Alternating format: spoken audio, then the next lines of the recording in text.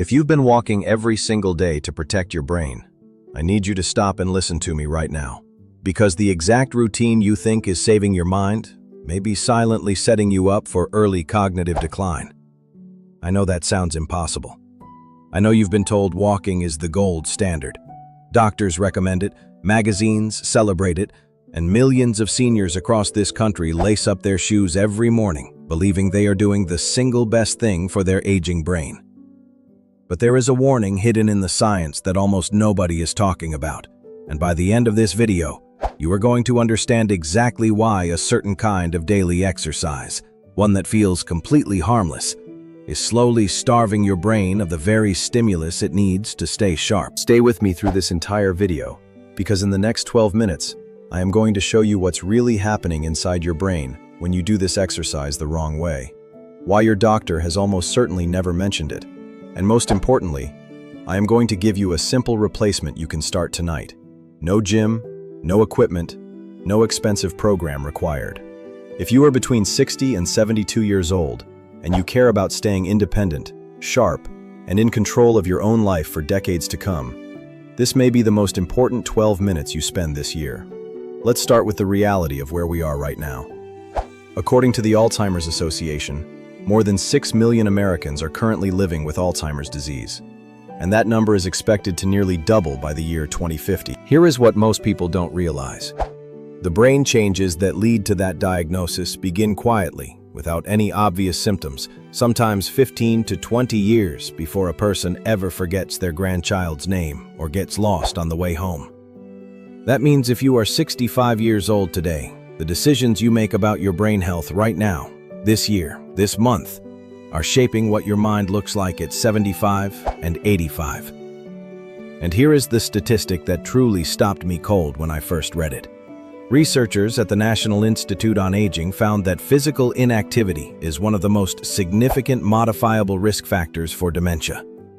Modifiable means you can change it, which is why so many older adults took that message to heart and started walking. Millions of them, every single day. And that part is wonderful. Movement matters. But there is a critical piece of that message that got lost in translation. And if you're over 60, nobody has probably ever sat you down and explained it. A large-scale study following adults over the age of 60 for more than a decade found that people who engaged exclusively in low-intensity, repetitive, steady-state exercise, meaning the same walk, the same pace, the same flat road, day after day, showed significantly less improvement in cognitive function compared to those who included variety and intensity in their movement. In fact, some groups doing repetitive, low-effort exercise showed cognitive scores that were no better at the end of the study than sedentary adults. No better. And yet, this is the exact routine being recommended at senior centers, printed in health newsletters, and handed out as advice at annual checkups across the country. If you are over 60 and you have been doing the same gentle walk every single day and patting yourself on the back for it, I am not here to shame you. You were following the advice you were given. But I am here to tell you that advice was incomplete, and your brain deserves the full picture.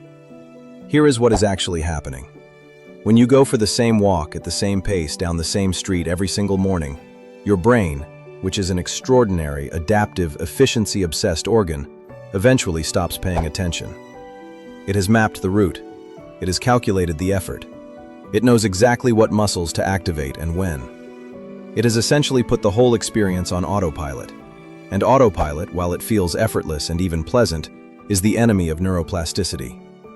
Neuroplasticity, and I will keep this simple, is your brain's ability to build new connections, grow new pathways, and repair damage. It is the biological foundation of memory, learning, focus, and mental sharpness. And here is the shocking truth. Neuroplasticity is not triggered by doing things your brain already knows how to do effortlessly. It is triggered by challenge, by novelty, by the brain being asked to solve something it hasn't solved before. When your daily walk becomes fully automatic, and for most people this happens within a few weeks of starting a routine, the brain-building benefits drop off a cliff. Your cardiovascular system may still benefit. Your joints may appreciate the movement. But the specific kind of brain stimulation that protects against cognitive decline? It is almost entirely absent from a routine, low-intensity, unvarying walk. And that's not the worst part. The worst part is what researchers call the false security effect. Because you are exercising every day, because you feel healthy and active, because your doctor nods approvingly when you mention your morning walk, you feel protected. You feel like you are doing everything right. That sense of protection actually reduces the likelihood that you will seek out the more challenging, more brain-protective activities that could genuinely make a difference. The routine that feels like a shield may actually be a reason you never pick up the real shield. That is the hidden danger almost no one is talking about. Now let's go deeper, because what your doctor isn't telling you goes beyond just walking. The reason this stays out of mainstream conversations is partly about time, partly about what's easy to explain in a 10-minute appointment, and partly about a medical culture that has historically underestimated the brain's capacity for change in people over 60. For decades, the dominant belief in medicine was that once you passed a certain age, the brain you had was the brain you were stuck with. Decline was seen as inevitable, and exercise was recommended mostly for the heart, the bones, and the joints. The brain was almost an afterthought. But the science has moved dramatically. Research coming out of universities including Stanford, the University of British Columbia, and the Max Planck Institute has revealed, and that word revealed is exactly the right word here, that the adult brain at 65, at 70, even at 80, retains a remarkable capacity for growth. The hippocampus, which is the region most closely associated with memory, and one of the first areas affected by Alzheimer's, can actually increase in size in older adults who engage in the right kinds of physical activity. Increase in size. That is not a metaphor. That is measurable physical growth in brain tissue. The key phrase is right kinds, and the science is very specific about what that means. Exercise that builds new brain tissue and new neural connections must meet several criteria. It must be physically challenging enough to elevate your heart rate meaningfully. It must involve coordination that requires the brain to actively manage movement, meaning your brain cannot go on autopilot. And it must include variety and unpredictability so the brain is constantly processing new information. A flat walk at a comfortable pace on a familiar route, done the same way every day, meets none of those three criteria. It is the cardiovascular equivalent of watching the same rerun you have already seen 100 times. Your eyes are open, but your brain is not learning anything.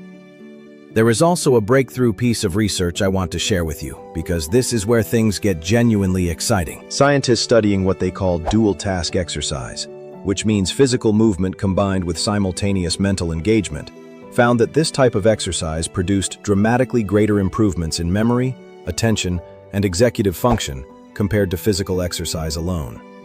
Dramatically greater. And here is the beautiful part. Dual-task exercise does not require anything expensive or complicated. It simply means your body and your brain are both working at the same time, both being challenged, both being pushed slightly beyond their comfort zone. So what does this actually look like in real life? What can you start doing tonight, this week, without a gym membership, without a trainer, without spending a single dollar? I am going to give you 3 specific approaches, and I want you to think about which one feels most realistic for your life right now. The first is what I call the unpredictable walk. Instead of your usual route at your usual pace, you are going to change everything. Your direction, your speed, your surface. You walk for 2 minutes at a comfortable pace, then you speed up significantly for 30 seconds. Not sprinting, but genuinely working harder, hard enough that talking would be a little difficult. Then you slow back down. You repeat that pattern. You take turns you haven't taken before. You walk on grass instead of pavement when you can. You look for gentle hills. You turn around mid-route for no reason. Every time your brain has to recalculate, recalibrate, and re-engage, that is neuroplasticity in action. That is your brain actually growing in response to what your body is doing. The second approach is balance and coordination training, and this one is particularly powerful for brain health because it activates multiple brain regions simultaneously. Standing on one foot while brushing your teeth. Walking heel to toe in a straight line across your kitchen. Standing up from a chair and sitting back down 10 times in a row without using your hands. These movements look simple, but they require a significant amount of brain activity to execute safely, especially for adults over 60 whose balance systems are naturally changing. That demand on your brain is exactly what you want. The third approach is the one with perhaps the most striking research behind it, and it involves doing something physical while also doing something mental at the same time. Walk and recite something out loud. The names of everyone you went to high school with, the capitals of every state you can remember, a poem you knew as a child.